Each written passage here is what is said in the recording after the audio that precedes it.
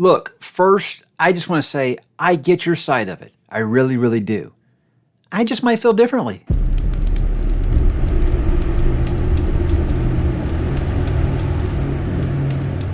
Hey, what's up, bookworms? Mike back today to talk about a little bit of a hot button issue within the booktube community. Something that I saw up on Twitter the other day as I saw some people arguing about this. And it was one of those things where I'm like, look, I can see both sides of it, but every few days I see someone kind of lecturing over it. And I said, I got to kind of take a stance on this because I think it's a fun conversation to have because honestly, both sides of the party do have some really good points here. Now, what this is, obviously, is people who either say, forget about waiting for a series to be done, I'm going to start right now, or people who say, I'm not reading that until the series is complete. I understand these things. Look, I started reading A Song of Ice and Fire in the year 2000, so I've been waiting a long, long time. So you would think, yeah, I got an axe to grind on this, but I do think it's one of those kind of things where, look, I have that feeling, but I also feel like it's fun to be a part of a community when a new release does come, even if the series isn't complete yet. So I'm going to wait for the series to be completed, and the other side says, this is bad for authors, this is bad for the industry. As someone with one foot firmly in both camps, who is right and who is dead? That's kind of where we're at right now. With me, look, I feel like I've got enough to go off of both sides here, and I really just want to kind of say, it's okay, however you feel about it. In the end, guys, do what makes you happy, really, right? But let's kind of look at both sides of the argument here, and you kind of balance which one you think that you would fall in, and then I want you to kind of drop down below and let me know why you think you are right and the other side is stupid. That's what YouTube's all about, right? Look, why waiting is the way to go. Let's start with that side of it. Look, some of us have been burned big time. I already brought up A Song of Ice and Fire. So, us George R. R. Martin fans feel this way. Think about Patrick Rothfuss fans. Think of Scott Lynch fans. There are many, many others where an author will start a series and put out the first few books and everyone will be excited and then crickets for a long, long time to this point where, like, even my wife now is like, I am not starting a series until I know it is. That's the first question she asks when I recommend a series to her now is it complete? So that's something she's kind of eased off of. I think I got her to do Sun Eater. I got her to do Bound of the Broken, things like that. So she started to come off of it, and I think that there are rules for that. Saying you want to wait does seem to it makes perfect sense for that alone. It really does. It makes perfect sense if you want to wait because you have been burned by authors before. But also, it's not just that. It's also sometimes there is a long, long wait between books. And let's be honest, we are living in the times of instant gratification. Young readers didn't grow up with dial-up modems and, having to sit through commercials during their favorite programs. They want it, and they want it now. I understand that. So if you are one of those people who wants to do, binge culture, that's something that you want to do. It can be incredibly satisfying to do it that way, to wait until it's complete and just kind of run through it without that long wait between books. Now, I'm not just going to pretend because I'm older I'm okay with waiting. Look, sometimes there's a long, long wait between books, and it's not fun. It really isn't fun. And one of the biggest reasons for me to wait on a lot of these isn't necessarily because I don't believe that the series will be finished. One of the biggest reasons for me is look around me. I have a plethora of completed series that are sitting around me that I've never started before. I just tend to lean towards those because I'm like, okay, if I'm going to pick up a new series, why don't I just go ahead and pick up one that I can do, in a month or two? That's the way that I like to look at these things. And that usually plays into it a lot more than, oh, it isn't complete. For me, I think it just kind of comes down to how fast does an author write, I think. I mean, look, I waited for Greenbone to be finished because Greenbone Saga was one of those where she was releasing a book every year. So again, I think for me, usually just comes down to how fast are they putting these out. Some authors out there are writing a complete series and then releasing them slowly, while they kind of edit their first drafts on them. And I think that helps a lot. But back to the long wait between books, I think this is a problem because a lot of people are forgetting things between books. And if you're an epic fantasy fan, sometimes you got, dozens, hundreds of characters, and you can't remember. Guys, I'm reading Fury of the Gods right now, and there was a 2-year wait between book 2 and 3, and I'm not going to lie, a lot of the names I was like, who is this? And it's one of those things where I am thankful that John Gwynne in this book did put out a thing where he says the story so far, and he tells you all these characters and what has gone before. That's a great plan. Not everybody's doing that yet. I feel like it's starting to become the norm. I'm going to keep praising that until all fantasy fans or fantasy authors do that, because as fantasy fans have a hard time. We don't have time to reread thousands of pages before every new book because we forgot everything that happened years ago. So I'm not sitting here telling write faster. That's not what I'm saying. I'm saying I understand why some people are saying I can't remember all of the, I can't remember all those names, all those, especially when you're like me and you read a lot of fantasy series, they might all start bleeding together a little bit. So that's just one of those things where most fantasy authors, they want them to start writing the story so far at the recap at the beginning of each book because I think it helps so much. It does seem like it's becoming more of the norm.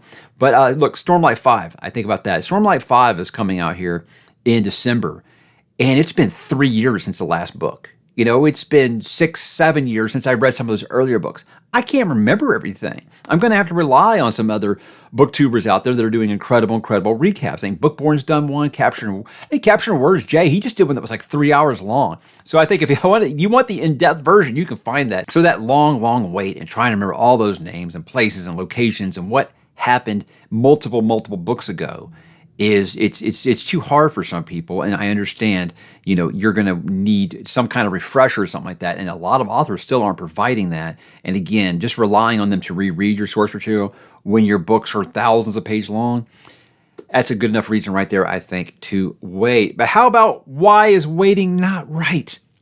I feel like every day I see an author lecturing on social media about how this hurts the business. Waiting to say you're going to start a series after it's complete is just bad for business. They're saying that's the same as saying you're really interested in that TV series, but you're not going to watch it until it's complete. And you know what? Then the networks usually cancel it because they think there's a lack of viewership for it. Look, I get that. I don't know if that's an apples to apples comparison, but I understand where they're coming from there. Look, a lot of self-pub authors, they rely on those numbers to keep going, you know, and a lot of them just throw in the towel because I feel like there's just no interest. And, you know, you have to do a lot of stuff. You have to put up all that money up front by yourself, you know, not without the backing of a publisher. It's tough. It's tough, and a lot of them will quit. So I understand with things like that. When it's a huge author guy, I'm not worrying if they'll be able to put out their next book, but I understand where it's coming from. But for me, a big one here is missing out on the discussion. Is I think a lot of times now, I will say I'm going to wait for that series to be played, and I'll read it, and people aren't as engaged with you as when they're reading it. You think about, you read a new release right when it comes out, like I'm doing Fear of the Gods right now. Tons of people will talk to you about it because they're reading it right now. It's much more fun to talk about it while you're reading it. If not, you're reading it a year or two down the road, people that read it were like, oh yeah, it was good. And that's all they'll say. They won't really engage with you on the chapter basis like someone will if you're reading the same book, a new release at the same time, and you're going to have dozens and dozens and dozens of people reading it at the same time as you that are willing to talk with you about it. And FOMO, can I not say enough about FOMO? I think so many books that I see my peers on BookTube talk about where I've said I'm going to wait for the series to be complete, and they're talking about it with 3 or 4 other booktubers. I'm just like, man, big time fear of missing out, and that will actually influence you sometimes. But yeah, that's one of those where it's like, okay, I can see why waiting not be right, you know, for your own purposes, because you're missing out on the community, you're missing out on the discussion, you're not at the party, you're going to be listening to people that talked about, oh yeah, I remember that. I wish you'd have been there. That's kind of how it feels about it. I think about all those years of speculating with fans between A Song of Ice and Fire books, you know, theory crafting, doing all that stuff, what we think this means. I know because we're still doing it, but I think I would never trade that. Am I upset that the series has not finished yet? I'm just going to be optimistic that way. Yeah, of course I am. Of course I'm upset about that. Would I change that if I could? Sure, but I wouldn't take away all those years that I had of talking with other Song of Ice and Fire fans about everything. And I feel like that's what you're missing out if you're not having that wait between series with other fans, because it's just so fun. It feels like a party every time a new book is released, and that's a party that you want to be at, right? Having more people to talk to about it is just not the same talking to them after the fact, because their enthusiasm is not going to be as great as it is if they're reading it at the same time as you. And I also think something that's great about it is you can know if a series is for you or not. Because a lot of times, someone like myself that is a collector will buy an entire series or will buy every book by an author before they even try them.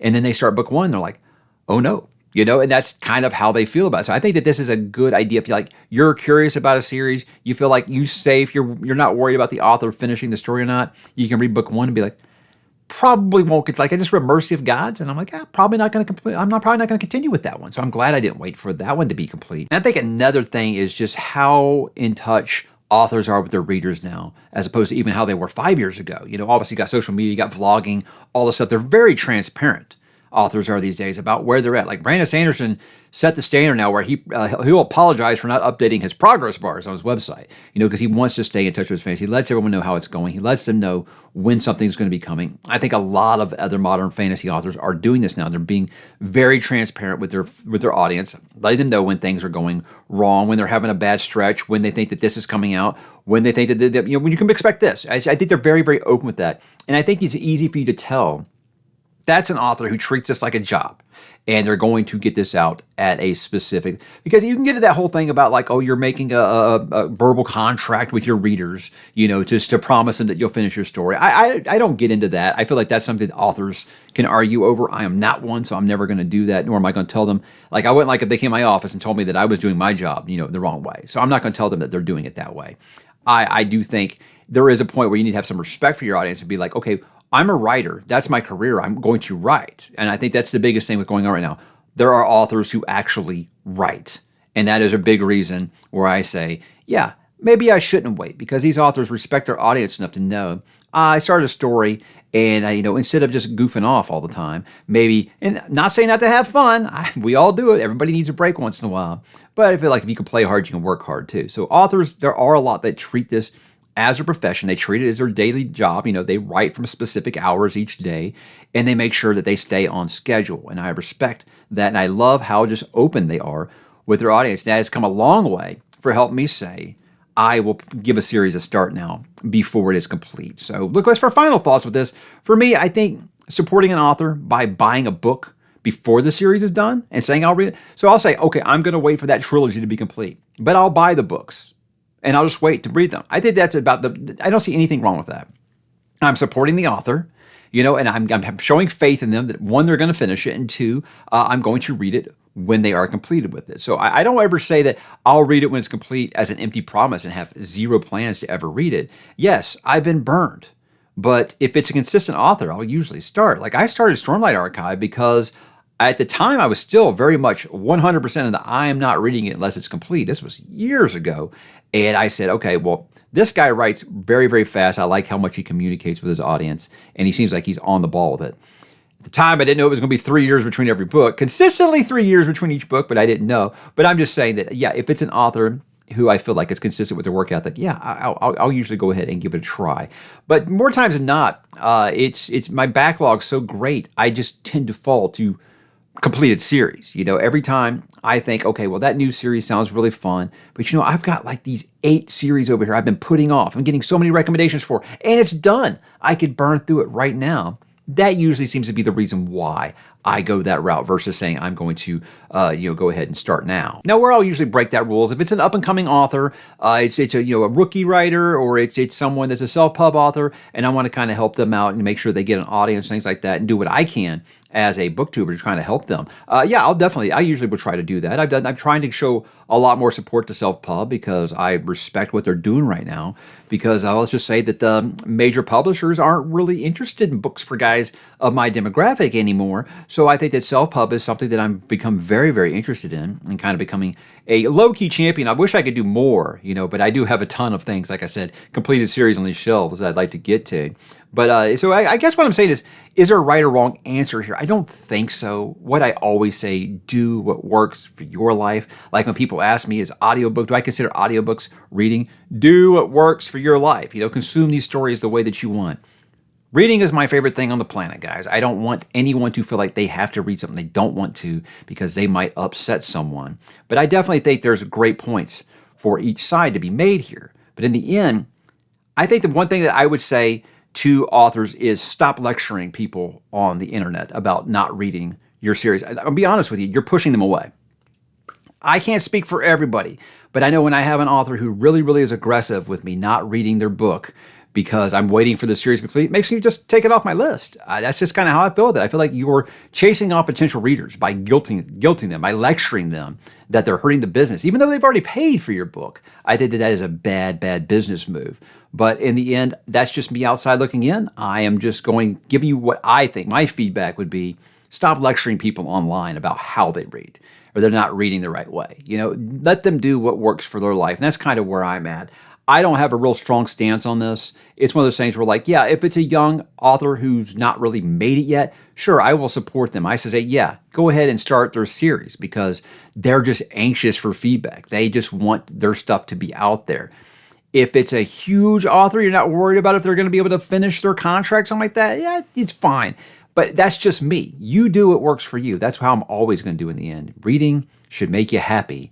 And if you feel better waiting, by all means, wait. If you feel like it's your solemn duty to start immediately and get the word out there, that's awesome, man. I'm totally in support of that as well. For me, like I said, I usually tend to just kind of fall back on series that are complete, but I won't lie, I miss being a part of the discussion when a book is new because you never get the same feedback once the book has been out for a while. So guys, that's where I stand at the moment. Where are you guys stand on this? I would love to know. Give me all of your hot takes. I want all of them down below. I would love to know, why am I wrong? Why am I hedging? Why am I playing both sides? And it's just one of those things where, like I said, I'm not a mood reader, but I am one of those that's like, yeah, you know, I will go on a case-by-case basis with these things, with starting a series before it's complete or not. And I urge you to do the same thing. Make that decision for yourself and let me know which side you would choose, and I will talk to you there.